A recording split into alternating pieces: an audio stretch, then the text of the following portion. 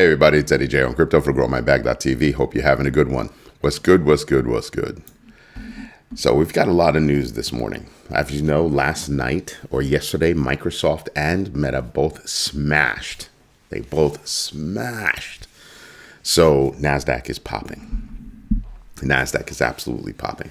Now, Meta is pivoting a little bit to move to a new, not a new space, but move over toward, new technologies and everything. And they're putting a lot of money into it. So they're dropping metaverse concerns, all that good stuff. So we'll see what happens. Also, don't forget to invest in yourself today. So good morning, everybody.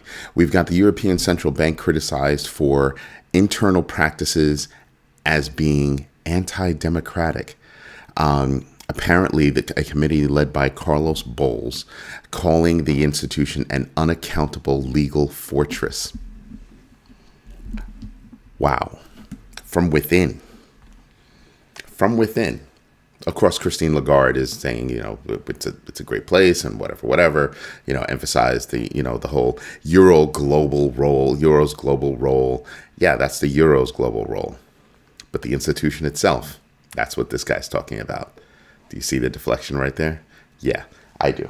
So I'm paying attention to that because I think that there's probably going to be more dissent in that space. And the reason why we pay attention to that is simply because it controls a major fiat around the world. That is going to be a very big deal as everything starts to play out. Remember, the economy in your country is a part of a greater global economy. And you can't just write that off. You've got to pay attention to what's going on elsewhere so that you can better determine what's going on around you. Good morning, Chicano. Good morning, Jay. Then we've got the CBOE BZX and NYSE ARCA proposed allowing automatic listing of crypto ETFs under Rule 19b-4, aligning with traditional ETF rules, but some concerns around regulatory favoritism and potential 240-day SEC review process remain, meaning the SEC could drag its feet for the whole 240 days. Just let that wash over you for a minute. The whole 240 days. There are times before then that they could actually make a decision, but they have 240 days to make one. And they could just drag it out for that long and just let it rock. And I'm like, wow, that's kind of not cool. Kind of not cool. And I thought this was supposed to be a different SEC. There are a lot of weird things that are going on with this new regime. I thought the SEC would become more efficient.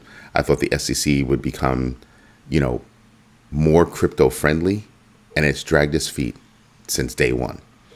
Then you have new rules coming out with, CARF that we got last night or yesterday. And it just seems odd that, they want you to report everything that you have, except for DeFi. And the current regime, their businesses currently have a lot to do with DeFi. That's like their biggest move is in DeFi. So they're basically saying, everybody's going to have to report, but this little section over here, we're going to carve that out, and you're not going to have to report on your DeFi transactions. They're literally saying, here's a gaping hole that you can dump stuff into that nobody will know about. You don't have to report that stuff. Yes, so much research will be going into that. Then you've got a high school student, Nathan Smith, achieved a 23.8% return in 4 weeks using ChatGPT to manage his U.S. microcap stock portfolio. People were asking me, where can you get these risk management tools? There's one. And they'll say, that's an investment management tool. Oh, it's a risk management tool. Because it's also going to tell you, you need to sell. You need to buy. Yeah, that's risk management. So I'm sitting back and I'm like, yeah, you can, people are going to be able to build these things out. Which is why I go back and I say, you're going to have to invest just to save, just to make ends meet, right? One of the reasons why I say this is because Entry-level jobs, yeah, they're not going to exist anymore. I've been thinking that for a while. And then I was listening to CNBC this morning, and they said the same thing. Like, yeah, entry-level jobs, how are you supposed to get an entry-level job?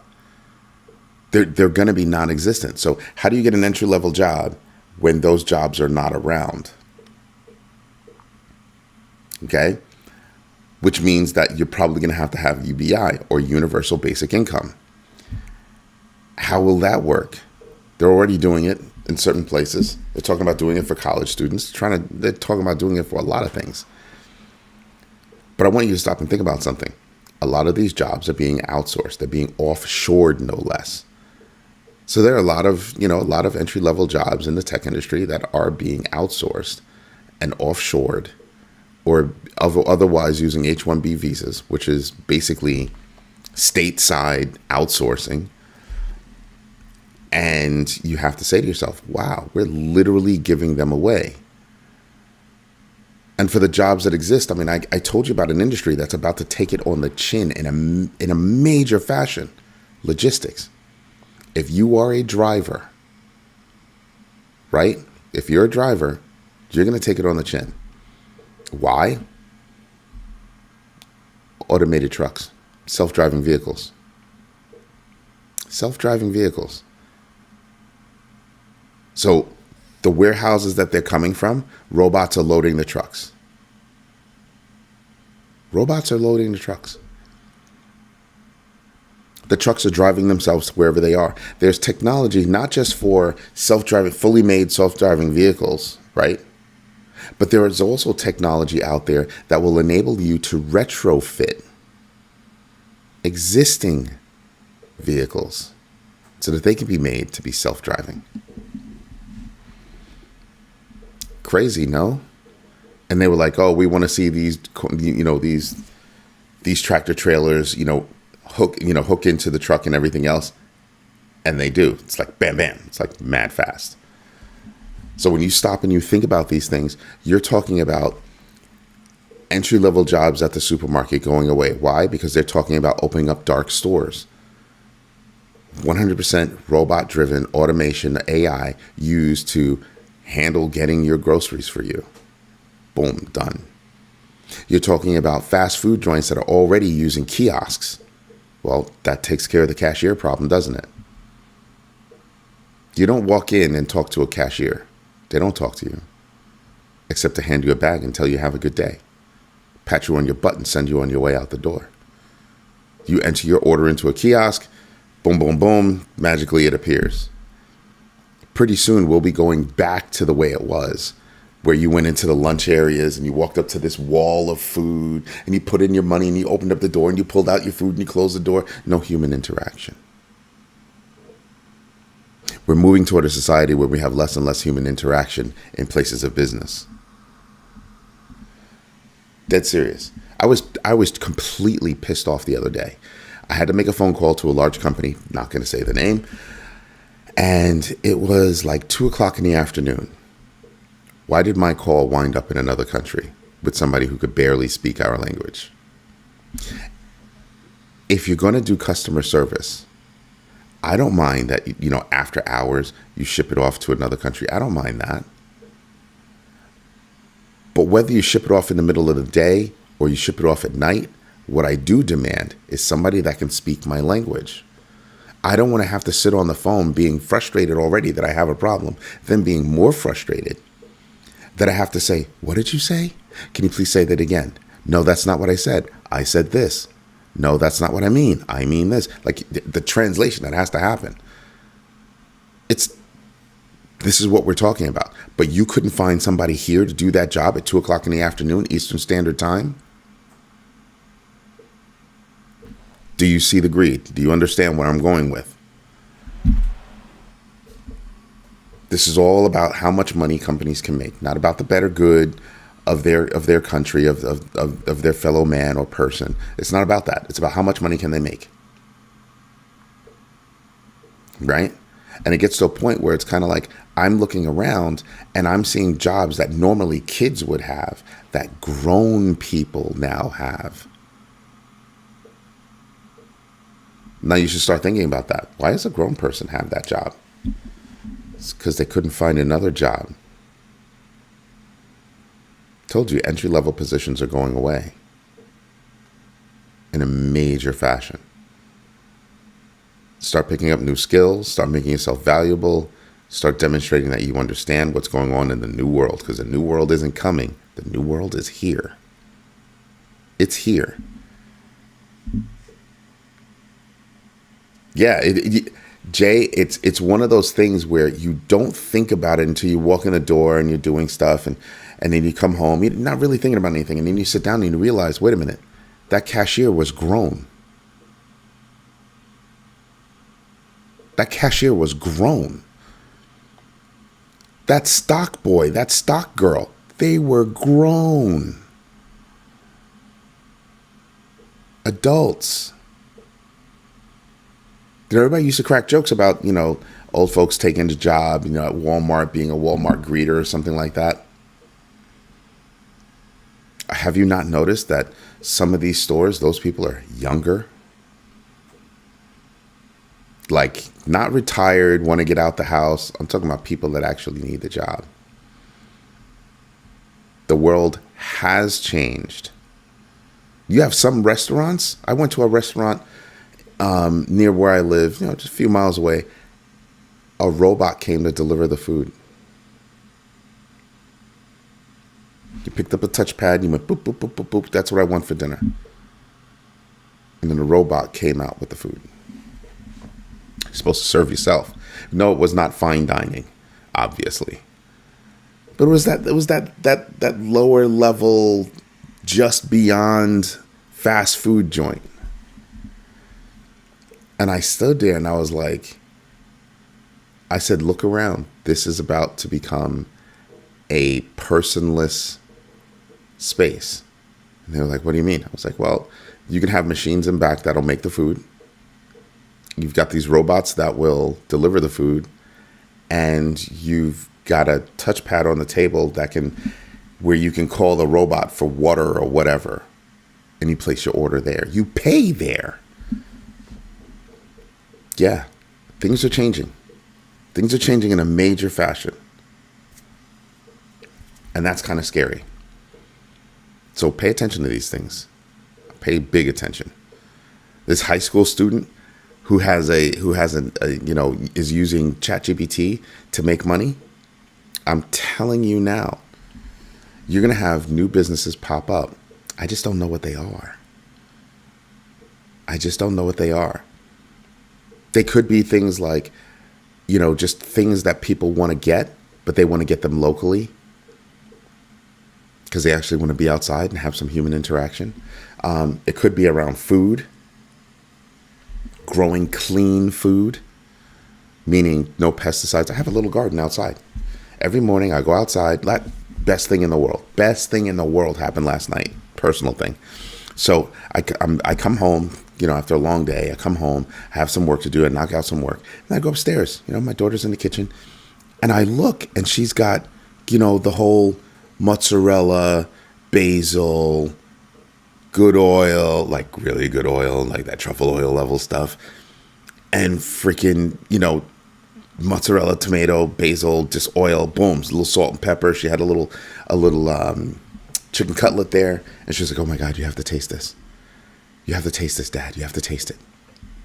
I taste it, and I'm like, oh my God. The mozzarella, tasted so good. The tomato, so nice. But that basil, what? And she was like, yeah, you like that, right? Yeah, that was from our garden. I harvested so I could have this meal. That was freaking awesome. Now, I say this to you because, yes, that's a great story because my daughter, she knows. And I'm just like, wow, that's freaking awesome. But I'm seeing food supplies changing. I'm thinking that you can start to see micro farms pop up all over the place. You're growing this, I'm growing this, you're growing this, and people start buying and trading from each other. Why? Because people are tired of having all of these chemicals in their food. So that's one place where I can see some growth. That's absolutely one place where I could see some growth. Entry-level jobs, toast. Driver jobs, toast. Waymo, Robotaxi, all these companies. Yeah, that's a wrap. We're coming to a point where the greater amount of traffic on the road is going to be fully self-driving. If those things are fully self-driving, why do I need a car? Meaning, why do I need to own one?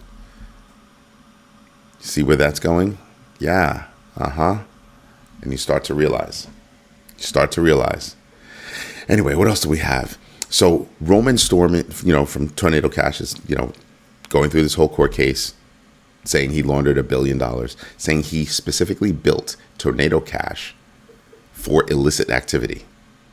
And he's saying, nah, I built it specifically for privacy. Isn't that what the whole point of crypto was? Don't trust the banks. Privacy. Transactions out in the world, but who did those transactions? Not out in the world. You might be able to trace it. Maybe. Just saying. Nightscope has robots acting as security in the downtown area of Columbia, South Carolina. It blew my mind. Wow. Because you know what it is? I just need to be able to see it. What's security? The deterrence is somebody being a witness. So a robot, I could literally put a robot. They have robots in the middle of parking lots that are doing security. I no longer have that person driving around in the car. I've got a tall pole. I've got a 360-degree view of my parking lot. Yeah, you're not stealing anything. Fooling around in parking lots, you're not doing that either. Just saying. Things have changed, and people are just like oblivious to it, until somebody calls it out, and then they're like, "Oh, snap! Yeah." Just saying. So Roman Storm is saying, I built this for privacy. No, you built this for illicit activity, blah, blah, blah, blah, blah, blah. And it's kind of like, just because something can be used for illicit activity. I mean, are you going to arrest Satya Nadella because somebody used Microsoft Word to write your ransom note? So we're going to say, I'm just tracking this case. I'm just tracking this case. It's crazy to me. CBOE BZX proposed listing the Invesco Galaxy Solana ETF, which tracks the Luca Prime Solana reference rate and may stake SOL. But right now, there's still regulatory scrutiny. There's a lot of stuff that we should be paying attention to. That CoinDCX hack, you want to know something? Apparently, allegedly, one of the employees was arrested. What was his name? Rahul Agarwal was arrested. Apparently, he received $17,000 from the hackers. Now, wouldn't it be messed up if that was all just a trail to throw you off? And this poor guy gets arrested? Or maybe it's true and he did it for $17,000, really? They stole millions and you got $17,000. Imagine if that's true and you go to jail. The attack also mirrored what happened to Wazir X. A suspicious WhatsApp call and insider credentials. That was $234 million hack. Yeah, breach, not hack. Then you've got Standard Chartered announcing a $1.3 billion share buyback and plans to return $8 billion to shareholders. Interesting. I wonder how their employees are getting compensated. Not to say that they're not. I'm just wondering. Every time a company says they're doing a buyback, to me, that's saying that we're going to give money back to our shareholders and not necessarily our employees. We're going to boost our stock price because we're pulling that in, which boosts the stock price, makes your money makes it more valuable for you and their holders. See how that works? Just saying. You need to start looking at these companies as organisms. Okay, I think you need to start looking at these companies as organisms. The reason why is because these organisms are making decisions that affect the rest of us, which are organisms. But the number of people that manage that organism, right? It comes down to that. How is that organism being managed? And I wonder if these organisms actually realize the impact of moving jobs out of a particular geographic area, meaning countries, from one country to another. How you can destroy a country because that country has no jobs. And they're forced to import more and more and more because it's cheaper to import than it is to make it here. I think the first time that companies feel the pain is going to be when people start to realize we can do X ourselves. And I think food is going to be one of those spaces. I've got a tiny little garden, but I can see my tomatoes popping out. Already have plans on, growing all year round so I can do it inside the house. Yeah, sounds crazy, right? It sounds nuts. Not so nuts.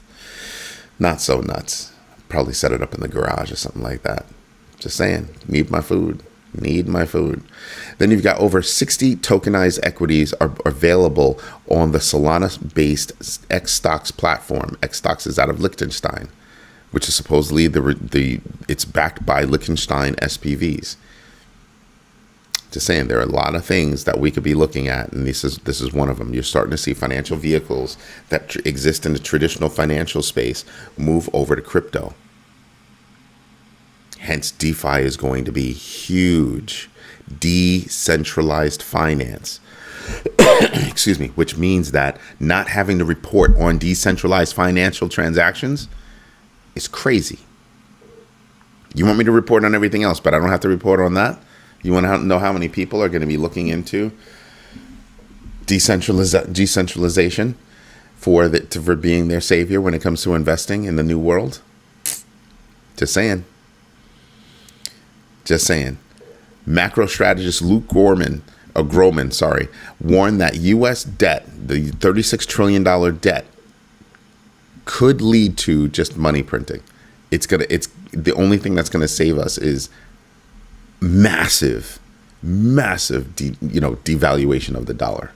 And what does that mean when you devalue a fiat? Doesn't that mean inflation?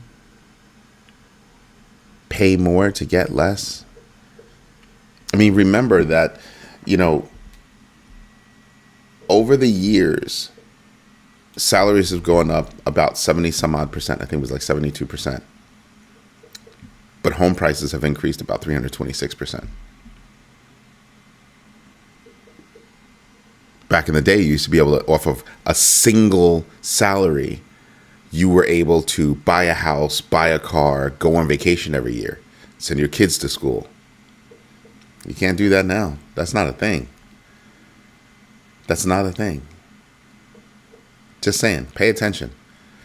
Do your own research, know your entries and exits, and absolutely invest deliberately. But you know what we should do? That's right. We should go over the numbers. So let's scoot on over. Let me get my notes out of the way. And you're looking at the Dow futures at 129, up about 0.29%, 0.30%. Then you've got the S&P futures up about 63.5, up about 0.99%.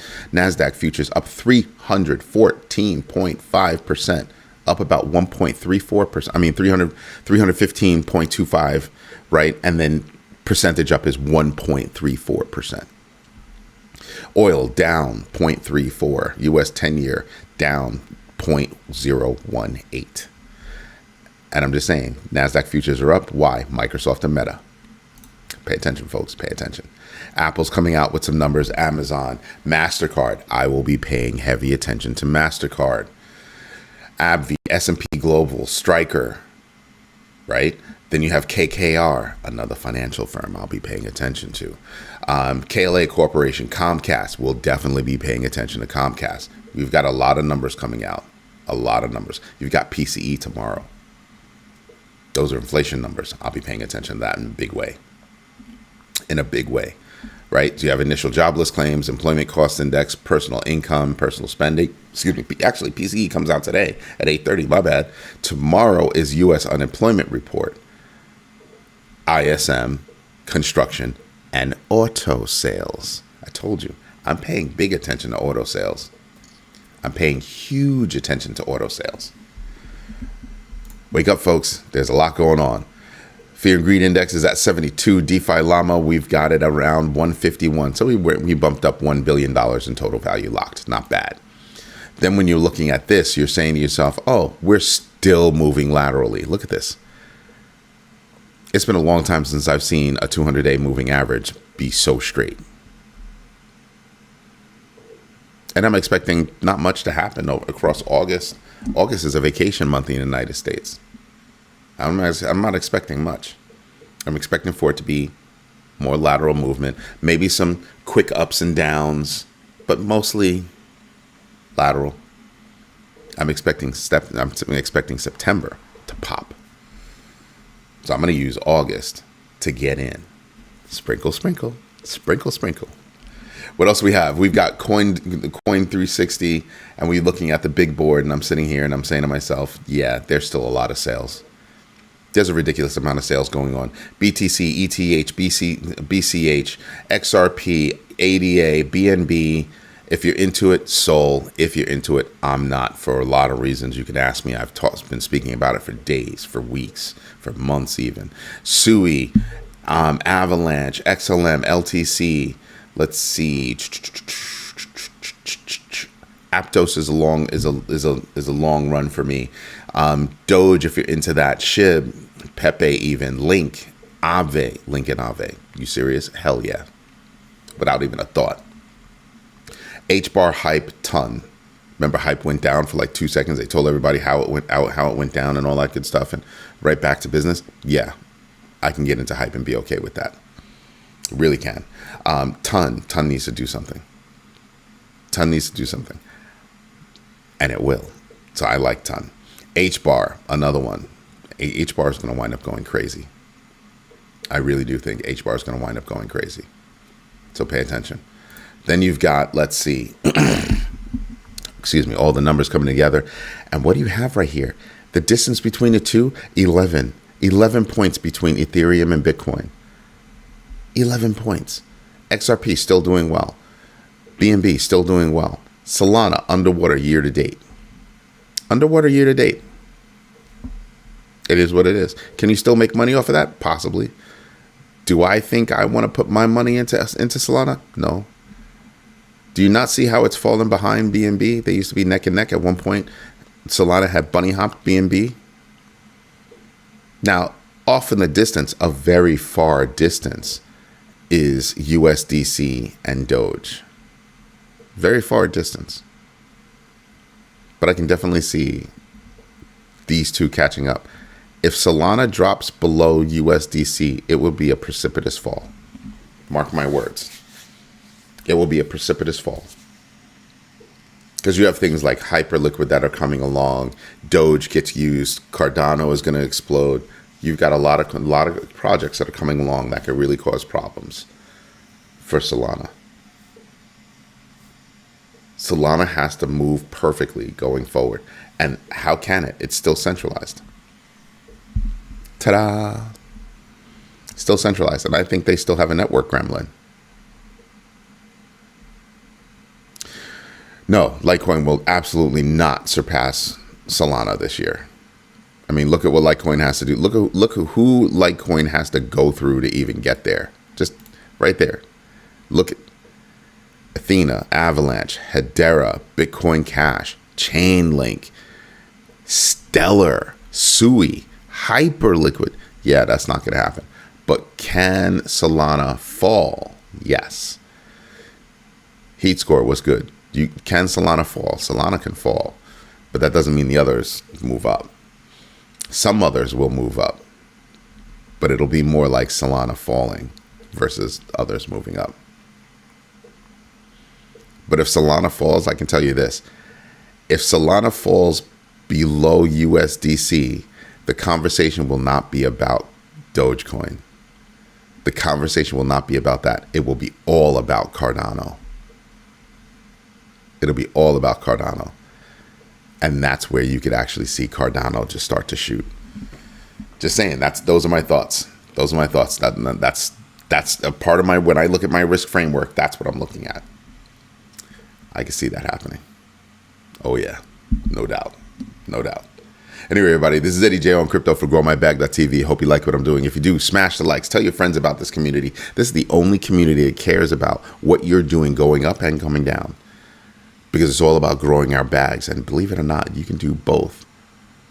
A hot market and a cold market can actually help you grow your bags. Thank you very much, Jay.